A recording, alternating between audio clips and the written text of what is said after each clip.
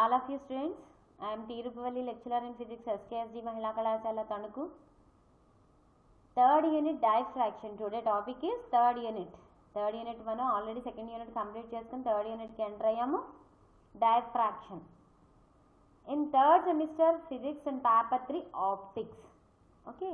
ఇప్పుడు దీని యొక్క ఇంట్రడక్షన్ గురించి మనం టుడే డిస్కస్ చేసుకుందాం. ఇప్పుడు ఈ టాపిక్లో ఇంట్రడక్షన్ ముందు చెప్పే ముందు అసలు what is meant by diffraction, ఇక్కడ డైఫ్రాక్షన్కి ఒక బెస్ట్ ఎగ్జాంపుల్గా ఇక్కడ ఒక చిన్నది మీకు ఈ పిక్చర్ని చూస్తే మీకు అర్థమవుతుంది. డైఫ్రాక్షన్లో మనకి జరిగేది కూడా ఆప్టికల్ ఎఫెక్టే. ఇక్కడ చూడండి పైన అక్కడ ఆల్రెడీ టైటిల్లో optical effect due to the atmospheric diffraction of light అంటే ఏంటంటే ఏం చెప్తుందంటే the optical effect that results. ఈ ఆప్టికల్ ఎఫెక్ట్ లాస్ట్లో రిజల్ట్ ఏంటి అంటే కనుక from the diffraction of light is the silver lining some times found around the edges of cloud. మనకి ఏంటి అంటే ఈ సిల్వర్ లైన్ అనేది ఫామ్ అయింది కదా, ఈ సిల్వర్ అది కూడా ఎడ్జెస్ ఆఫ్ క్లౌడ్లో ఫామ్ అయింది. అంటే ఇక్కడ మనకి ఇక్కడ ఏం జరిగింది అంటే కనుక డైఫ్రాక్షన్ అనేది జరగటం వల్ల ఈ సిల్వర్ లైన్ అనేది ఫామ్ అయింది. అది కూడా అట్మాస్ఫియరిక్లో ఈ ఆప్టికల్ ఎఫెక్ట్స్ ద్వారా మనకి డైఫ్రాక్షన్ జరగడం వల్ల మనకి ఆప్టికల్ ఎఫెక్ట్స్ ద్వారా మనకి సిల్వర్ లైనింగ్ అనేది జరిగింది. అది కూడా some times, not every time అయితే కాదు, సమ్ టైమ్స్ మాత్రమే ఇలా జరుగుతుంది అనమాట. అప్పుడు దీనికి చెప్పాలి అంటే ముందుగా అసలు వాట్ ఈజ్ ద డైఫ్రాక్షన్. ఈ డైఫ్రాక్షన్ని వివర్తనం అని అంటాము. వివర్తనం అంటే ఏంటంటే కాంతి తరంగాలు రుజుమార్గమున పోవు ఆ కాంతి మార్గం ప్రకాశ నిరోధక వస్తువులు నుంచితే కనుక వాటి ఛాయలు ఏర్పడతాయి. వీటిని సూక్ష్మదర్శినితో కనుక పరిశీలిస్తే ఈ ఛాయలు పూర్తిగా చీకటి వెలుగు పట్టికలు ఒకదాని ప్రక్కన ఒకటి ఉండినట్టుగా గమనించగలం. అంటే ఏమీ లేదమ్మా, కాంతి తరంగాలు అంటే కాంతి యాక్చువల్గా ట్రావెల్ అయ్యే టైంలో కనుక ఏదైనా ప్రకాశాన్ని నిరోధించేటట్టు అంటే ఆ ట్రావెల్ అయ్యే టైంలో ఏదైనా అడ్డం కనుక వచ్చినప్పుడు ఏం జరుగుతుందంటే అక్కడ లైట్ అనేది మనకి కొంచెం బెండ్ అయ్యి ట్రావెల్ అవుతుంది. అప్పుడు ట్రావెల్ అవుతున్నప్పుడు ఆ ఎప్పుడైతే ఏదైతే అడ్డు వచ్చిందో ఆ అడ్డు ఎడ్జెస్లో మనకి అక్కడ షేడ్ అనేది ఫామ్ అవుతుంది అనేది ఇక్కడ మనం మాట్లాడుకుంటాం. అంటే వస్తువుల అంచుల చుట్టూ కాంతి వంగడాన్ని లేదా వస్తువు యొక్క జ్యామితి ఛాయలో కాంతి ఆక్రమణను వివర్తనం అంటాం. అంటే బెండ్ అవ్వడాన్ని మనం అక్కడ అంటే లైట్ బెండ్ అయ్యే విధానాన్ని మనం ఇక్కడ డైఫ్రాక్షన్ అంటాం. అంటే ఏంటి the bending of light the edges of aperture article and the light encroaches in to the geometrical shadow region. Encroaches అంటే ఇక్కడ మనకి ఆక్రమించు ఆ ప్లేస్ని మొత్తం ఆక్యుపై చేసి మనకి ఆ ఎడ్జెస్కి బెండ్ అయ్యి అన్ని రేస్ మనకి ఈక్వల్గా మనకి ట్రావెల్ అవ్వడానికి అక్కడ ఎడ్జెస్ నుంచి ట్రావెల్ అవుతున్నప్పుడు అది యాంగిల్ మార్చుకోవడం అంటే బెండ్ అవ్వడం, లైట్ బెండ్ అవుతుంది. Geometrical shadow the region the phenomena is called a diffraction of light. అంటే ఈ యొక్క చెప్పడాన్ని ఈ విషయాన్ని మనకి చెప్పడాన్ని ఆ ఫినామినాని ఆ విధానాన్ని మనం డైఫ్రాక్షన్ ఆఫ్ లైట్ అంటే వివర్తనం అని అంటాం. ఈ యొక్క కాంతి యొక్క వివర్తనం అంటాం. అంటే the amount of bending of light depends on the size of the aperture. ఇక్కడ చూడండి గుర్తుపెట్టి సైజ్ ఆఫ్ ది అపర్చర్ మీద కూడా మనకి ఈ బెండింగ్ ఆఫ్ లైట్ అనేది డిపెండ్ అయి ఉంటుంది. And wavelength of the light if it size of the optical and aperture is the comparable with the wavelength of light then bending of light becomes the more. అంటే intensity తక్కువగా ఉన్నప్పుడు bend అవుతుందా అంటే దానికి intensity తక్కువగా ఉన్నప్పుడు చిన్న bed light పెట్టుకుని అక్కడ మనం ఎపర్చర్ ఏదైనా అడ్డం వస్తే అది ఎందుకు ఎడ్జెస్ రాలేదు అంటే మనం దాని వేవ్ లెంత్ మీద డిపెండ్ అవుతుంది, దానికి ఉన్న ఇంటెన్సిటీ మీద డిపెండ్ అవుతుంది. అదే ఒక పెద్ద 100 క్యాండిల్ బల్బుని తీసుకుని మనం అక్కడ ఊరిని ఏదన్నా అడ్డం పెట్టిన సైడ్ నుంచి మనకి ఆ షాడోస్ రూపంలో మనకి కనబడుతుంది అనమాట.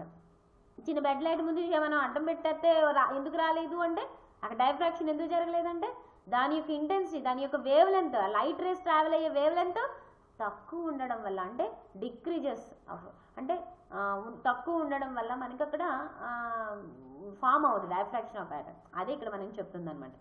ఇక్కడ మనకి డైఫ్రాక్షన్లో మళ్ళీ మనకి ఫ్రాన్హోఫర్ డైఫ్రాక్షన్ అని ఫ్రెనెల్ డైఫ్రాక్షన్స్ అని 2 టైప్స్ ఉంటాయి. మనం దాని గురించి తర్వాత మాట్లాడుకుందాం. ఇప్పుడు ఈ టాపిక్లో అంతా ఫ్రాన్హోఫర్ డైఫ్రాక్షన్ మనకి అంతా కూడా single slit double slit experiments N slit parallel slits అన్నీ కూడా మనకి ఎక్స్ప్లెయిన్ చేయడం జరిగింది ఈ డైఫ్రాక్షన్లో.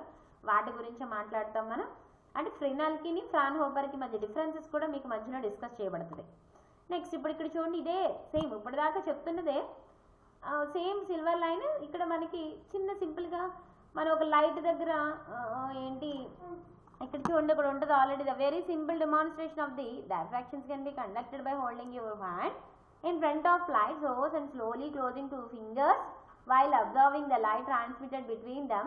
As the fingers approaches each other and come very close together, you begin to see a series of dark lines parallel to the fingers, and the parallel lines is actually diffraction patterns. The phenomena is called like అంటే ఏంటంటే ఇక్కడ మీకు ఇంకా అర్థం అవడం కోసం చెప్పాలంటే ఇప్పుడే చెప్పాను కదా, ఏదైనా లైట్ దగ్గర మనం ఏదైనా చెయ్యి కానీ ఫింగర్ అలా హ్యాండ్స్ మనం కనుక క్లోజ్ చేసినట్లయితే in front of the light ముందు పెట్టినట్లయితే అదేమవుతుంది ఆటోమేటిక్గా చూడండి, కొంత మనకి అక్కడక్కడ డార్క్ సెంట్రల్కి వచ్చేసరికి మనం అపార్చర్ అడ్డు రావడం వల్ల ఆ లైట్ రేస్ ఇంటెన్సిటీ ఎక్కువగా అదేమవుతుంది యాంగిల్ మార్చుకుని బెండ్ అయ్యి మనకి ఈ ఎప్పుడైతే మనం హ్యాండ్ని మనం రేస్ చేసామో హ్యాండ్ పైనుంచి మనకి కనబడుతుంది లైట్. కానీ మధ్యలో మనం ఒకవేళ ఫింగర్స్ని కొంచెం మధ్యలో గ్యాప్ ఇస్తే అప్పుడు ఏమవుతుంది, లైట్ ఇచ్చేసరికి మధ్యలో నుంచి స్లిట్ రూపండి బయటికి ఫోకస్ అవుతుంది. ఒకవేళ గట్టిగా క్లోజ్ చేసి మనం పెట్టామనుకోండి అక్కడ డార్క్గా కనబడుతుంది. ఈ చివరి ఎడ్జెస్కి వచ్చేసరికి ఎడ్జెస్ ఆఫ్ హ్యాండ్కి వచ్చేసరికి మనకి ఆ రేస్ బెండ్ అవుతున్నట్టు మనకి ఇలా వస్తున్నట్టు మనకి తెలుస్తుంది. ఆ ఫినామినానే మనం ఇక్కడ ఏం చెప్తామంటే డైఫ్రాక్షన్ ఆఫ్ ప్యాటర్న్. ఇక్కడ అదే చెప్తున్నారు, కెన్ అండర్లైన్ చేసింది చూడండి ఒకసారి. Can also when light is bent around the particle from the same order the magnitude of the wavelength of light.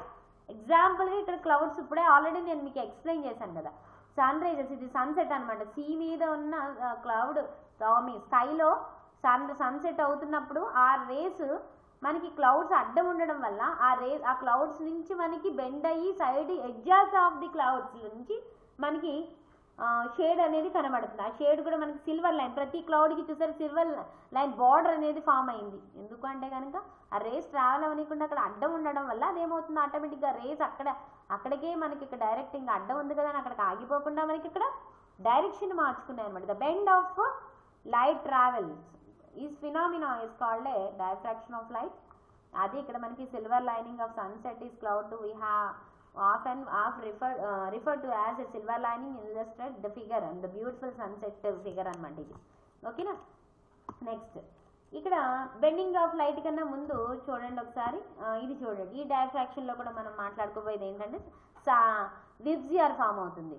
ఈ విబ్జిఆర్ గురించి మాట్లాడుకున్నట్లయితే రెయిన్బో మనం ఆల్రెడీ ఇంటర్మీడియట్లో వీటిలో మనం దీని గురించి డిస్కస్ చేస్తాం. ఓన్లీ ఆ రెయిన్బో ఎందుకు ఫామ్ అవుతుంది, ఆ కలర్స్ వైలెట్ ఎందుకు, రెడ్ కలర్ ఎందుకు మనకి ఎక్కువ హైలైట్ అవుతుంది, వాటి గురించి వాటి వేవ్ లెన్స్ గురించి ఈచ్ వన్ గురించి మనం మాట్లాడతాం. అది ఎందుకు జరుగుతుంది అంటే సన్ రైజెస్ అంటే ఏంటి, బాగా ఎండగా ఉన్నప్పుడు ఎప్పుడైతే రెయిన్ అనేది పడుతుందో అప్పుడు ఆ టైంలో ప్రతి వాటర్ డ్రాప్ ఇక్కడ మనకు ఒక యాక్టింగ్ ఆన్ ప్రిజం కింద యాక్ట్ అయ్యి అది ఒక స్పెక్ట్రల్ లైన్స్ కింద ఫామ్ అవుతుంది. అలా నెంబర్ ఆఫ్ వాటర్ డ్రాప్స్ ఇక్కడ మనకి నెంబర్ ఆఫ్ ప్రిజం కింద యాక్ట్ అయ్యి అన్ని కలర్స్ని మనకి ఎక్స్పోజ్ చేసేది ఈ రెయిన్బో ద్వారా ఫామ్ అవుతుందని. ఇక్కడ ఏంటి అంటే కనుక చూడండి, we can often observe the pastel shades of the blue and pink, purple and green and cloud that are generated when the light is diffracted from water droplet in the cloud. మనకు already the amount of diffraction depends on the wavelength of light. దేని మీద depend అవుతుంది diffraction అనేది, wave length of light మీద.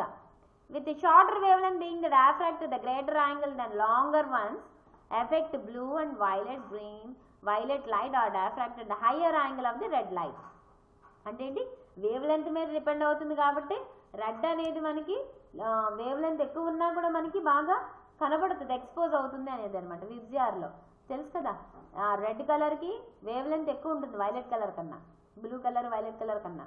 Okay, as the light wave traveling through a atmospheric encounter a droplet of water as illustrated below, the first refracted at the water air interference, then it is the reflected again encounter of the interference. చూడండి ఒకసారి, sun rises ఈ water drop మీద incident అయ్యి అదేమవుతుంది కొంత part reflect అవుతున్నట్టు మనకి ఇక్కడ చూపించి, కొంత ఇంటర్నల్లీ ఏమవుతుంది రిఫ్రాక్షన్ జరిగి మళ్ళీ ఇంటర్నల్లీ రిఫ్లెక్షన్ అనేది జరిగి మనకి బయటికి 2 times అనమాట. ఇక్కడ చూడండి నెంబర్ ఆఫ్ టైమ్స్ కింద ఫామ్ అయ్యి మనకి ఇంటర్నల్లీ రిఫ్లెక్షన్స్ అనేది జరిగి మనకంటే ఏంటి బెండ్ అవుతుంది. ఇక్కడ ఎప్పుడైతే సన్ రైజెస్కి వాటర్ డ్రాప్ ఎప్పుడైతే అడ్డం వచ్చిందో అదేమవుతుంది, ఆటోమేటిక్గా అడ్డం వచ్చినప్పుడు అది అలా కాకుండా అక్కడ లోపల ఇంటర్నల్లీ రిఫ్లెక్షన్ జరిగి అది ట్రాన్స్పరెంట్ మీడియం కాబట్టి ఇంటర్నల్లీ రిఫ్లెక్షన్ అనేది జరిగి మనకి బయటికి మనకి ఆ బెండింగ్. ఎందుకు ఇదంతా అంటే ఇక్కడ ఈ ఫిగర్ని ఇక్కడ మీకు ఇదంతా ఎందుకు చెప్తుంది అంటే కనుక బెండింగ్ ఆఫ్ లైట్ని మీకు ఎలా బెండ్ అవుతుంది, ఎలా యాంగిల్ మార్చుకుంటుంది, ఎలా యాంగిల్ మార్చుకుంటుందో మనకి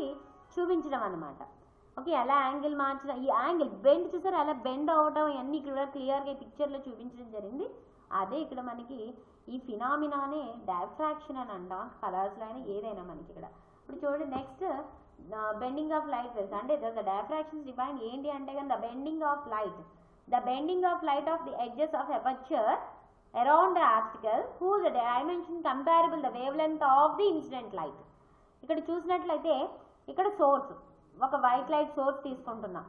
ఓకేనా, ఆ సోర్స్ని తీసుకున్నప్పుడు ఇదంతా కూడా వైట్ లైట్ అంటే ఇక్కడ సింగిల్ కలర్ యూజ్ చేస్తాం డైఫ్రాక్షన్లో. ఇప్పుడు ఈ సోర్స్ ఎప్పుడు కూడా ప్యారలల్గా ట్రావెల్ అయ్యేటట్టు మనం పెట్టినట్లయితే ఇక్కడ ఒక అపర్చర్ అడ్డొచ్చింది, చిన్న స్లిట్, దానికి ఆ